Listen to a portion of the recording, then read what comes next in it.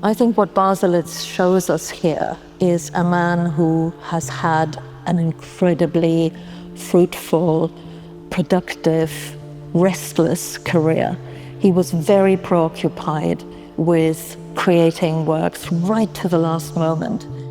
The title of this exhibition is Back Again, which reflects on the methodology of Baselitz, because he returned time and again to particular motifs. These motifs are Elke, his wife, partner, and longtime muse, the eagle, and the hero paintings. He made these works, 30 paintings, between 23 and 25, so are amongst the last paintings he made before his passing in April. And in many ways, they are a summation of his entire career. He was very concerned in the last years of his life to create what he called a Spätwerk, a late work. And that late work became more and more crystallized in the repeat of these themes that he pushed time and again, even though the themes were the same. But the way he painted became more and more radical, more and more reflecting his own aging. He was born as Hans Georg Baselitz, and in 1961 he changed his name to Baselitz, Georg Baselitz, and that really is a tribute to his place of birth. He had to use his own biography, and his own biography is predominant throughout 60 years of his life. The area where he grew up in Deutsch Baselitz became so vitally important to him. As a young boy, he started making drawings of the area, of the nature, of eagles, for example, and he kept on returning to these early drawings to refine them, to push them, and the work has become ever more reflective.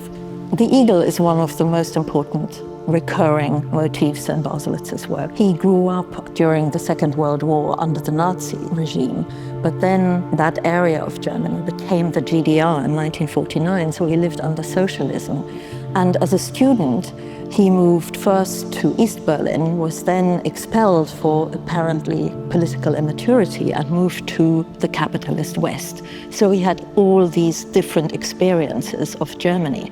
And the eagle has always been a heraldic symbol for Germany, but his eagle is a wounded eagle. It's a fighting eagle, it's a damaged eagle, it's an eagle that often plunges down to the ground. In this painting, we really see something quite radical that has happened over the last few years in Baselitz's oeuvre, and that is that he has included the signs of his aging, of his loss of mobility. In order to paint, Baselitz has always painted on the floor in his large studio. And for the last few years, he has been using an office chair that has been turned into a kind of wheelchair, which he's moving around on top of the canvas. And you can see the striations of the wheels that have soaked up the paint. And that gives the painting a real dynamism and energy. We're standing in front of the work that really shows Baselitz himself. You can recognize his features, and the background is always painted with a gold paint, but the figure itself that seems to be floating, sitting, falling, is simply made with a stick or a thin brush, like writing, almost like calligraphy. Each of the paintings has a very surprising splodge, if you want, of bright colors. For Baselitz, that was a reference to his great hero, Willem de Kooning. So for him, this is not only a nod to de Kooning, but also it is part of his mischievous way of working, that you always find something unexpected in his paintings, something that he calls, in this case, just decoration.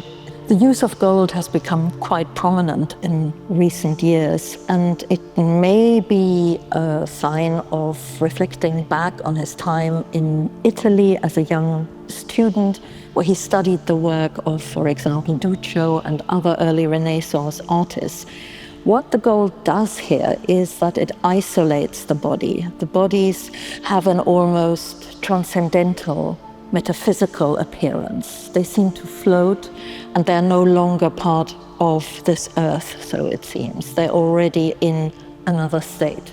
These are no longer the bodies of Elke and Georg in their prime. These are the bodies of two people in their old age. You see an artist who is one of the most important artists of his generation. We have all seen his work over 60 years, and right to the last moment, he produces, he makes, he is active, he is inventive in his studio by himself.